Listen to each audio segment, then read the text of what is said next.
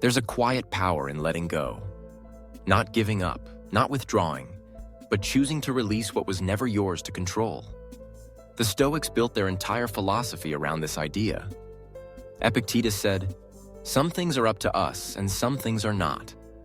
That's the line. That's the filter. And most people live in constant pain because they cross that line every day, trying to manage the uncontrollable, fix the unchangeable, force the inevitable. You are not meant to carry everything. You are meant to carry what is yours, your actions, your thoughts, your responses. And that's where real strength begins. When you wake up in the morning and check your phone, you're flooded with news, updates, opinions, expectations. Your nervous system is hijacked before you've even gotten out of bed. But here's the truth. Most of what you just saw is outside your control. The world will keep spinning. People will say what they want. Markets will rise and fall. But none of that changes who you are unless you give it permission. The Stoic doesn't ignore the world. They just don't give it authority over their peace. Instead, they train themselves to ask one question in every challenge. Is this within my control? If the answer is no, they let it go. If the answer is yes, they get to work. Simple, but not easy. The first step to mastering this mindset is awareness. Pay attention to where your energy goes. Are you obsessing over someone else's opinion? Replaying something you can't undo? Worrying about outcomes you can't guarantee? Then pause. Breathe. Reclaim that energy.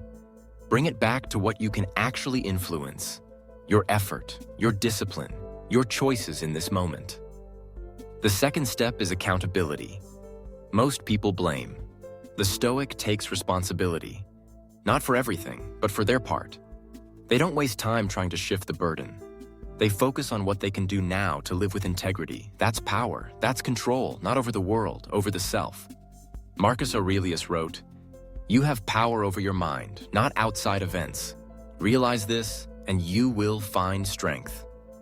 He wasn't just writing poetry. He was leading an empire. While under pressure, betrayal, and war, he still found clarity. Not by grasping tighter, but by releasing what he couldn't steer. This is not passivity. This is precision. When you stop trying to control what you can't, you sharpen your focus on what you can. You stop being a victim of circumstance, and you start being the master of your mindset. That's the third step, prioritization. You only have so much time, so much willpower. Spend it where it counts. Pour your energy into habits, routines, and decisions that build resilience, not anxiety.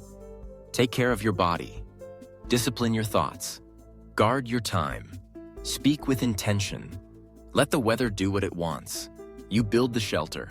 And in the middle of all this, you'll be tempted to go back, to chase what you can't catch, to fix what isn't yours. That's when you pause again and ask that question. Is this mine to carry? If not, put it down. If it is, lift it with strength and grace.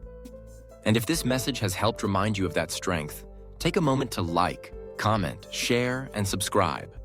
This channel exists to help you train your mind, sharpen your discipline, and live each day with calm power. Your support makes a difference. Now we move forward. The fourth step is trust. Not blind trust in outcomes, but earned trust in yourself. You don't know what tomorrow brings, but you do know this: you will face it with courage. You will bring your best effort, and that is enough. That is always enough. The fifth step is release. Practice letting go, not once, but every day. Let go of the argument you lost. Let go of the opportunity that slipped away. Let go of the anxiety about what might happen. You're not meant to hold it all. You're meant to stand tall under pressure and release what isn't yours. This practice isn't weakness. It's discipline. To let go on purpose is to live with freedom. Inner freedom. The kind most people never experience because they're too busy holding on to everything. The sixth step is to reframe control itself. Control isn't domination. It isn't perfection. It isn't forcing everything to go your way.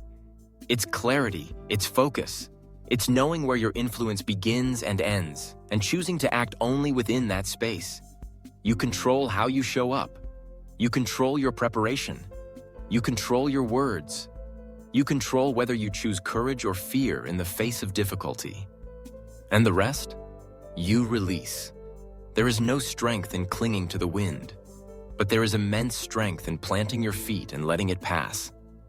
Sometimes people will misunderstand you. Let them. Sometimes things won't go according to plan. Adjust. Sometimes you'll feel like everything is slipping. Return to your breath. Return to what's yours. Return to this present moment and ask again, what can I do right now that reflects who I want to be? That's real control. That's Stoicism in motion. Not shouting, not suppressing, not pretending, but choosing, moment by moment, action by action. The storm may rage outside, but your mind can remain calm. The chaos may swirl around you, but your character can remain unmoved. Because the Stoic knows, peace isn't found in everything going right. It's found in doing right, no matter what's happening around you. Control what you can, let go of the rest, and live free. You are not the noise, you are not the chaos, you are not the storm, you are the one who chooses how to respond. That choice, that space between impulse and action, is everything. It's where freedom lives, it's where greatness is built. That's what the Stoics mastered. And what you can master too. The discipline to pause, the clarity to choose, the strength to let go. We all face moments that test us, a harsh word, a canceled plan, a broken promise. And in that moment, you'll feel the pull, to control, to fix, to explain, to argue. But not everything requires your reaction. Not everything deserves your energy. Protect your peace. Train your focus. Master the art of letting go with grace. Because when you do, you stop living at the mercy of life, and you start leading it from the inside out. Let go of needing to be right. Let go of needing others to understand. Let go of trying to predict every outcome. And instead, lead yourself with quiet strength. Control your tone. Control your breath. Control your posture. Control your discipline. That's enough. That's powerful. That's what lasts. Even in failure, even in loss, even in doubt. You still control how you rise. And that is everything. So when the world spins faster, slow your mind. When the pressure builds, deepen your breath. When nothing goes as planned, return to your foundation. What do you stand for? What can you control right now? What can you release? Write it down, live by it, and walk forward. You will feel lighter, sharper, more rooted, because you are no longer wasting energy on the uncontrollable. You are investing it into who you are becoming. And that is the quiet revolution. Control what you can, let go of the rest, and move with calm, unshakable power. Every day, every moment. That is the Stoic way, and you are ready for it. You were not born to control everything. You were born to master yourself, to wake up each day and decide who you will be, no matter what happens around you. This is not easy, but it is simple, and every time you return to it, you gain strength. Let others chase what they can't catch. Let others stress over what they can't change. You walk your path, with discipline, with clarity, with grace. The world will always offer chaos, but you have something stronger. You have control of your mind. That is the beginning of peace. That is the foundation of power. And that is enough. Each day is a test, not of outcomes, but of awareness. The moment you catch yourself spiraling into what-if scenarios or clinging to how things should be, stop.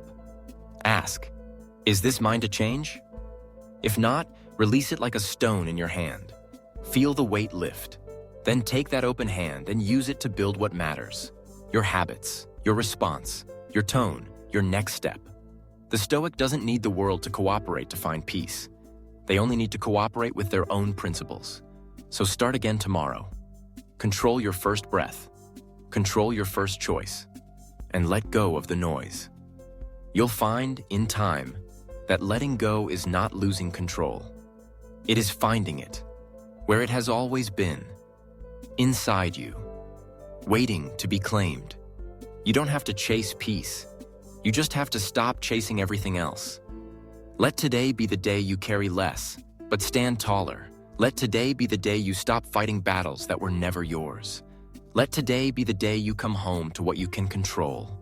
Your breath, your thoughts, your choices, your strength. Control what you can. Let go of the rest and live free. Freedom begins when control ends. Not the control of others, the illusion of needing it. Every time you let go, you rise above. And when you rise, you see clearly. You see what matters. You see what's yours. And you walk lighter, stronger, focused. You don't need the world to slow down. You just need to stop gripping so tight. Open your hand, live with clarity, and walk with peace.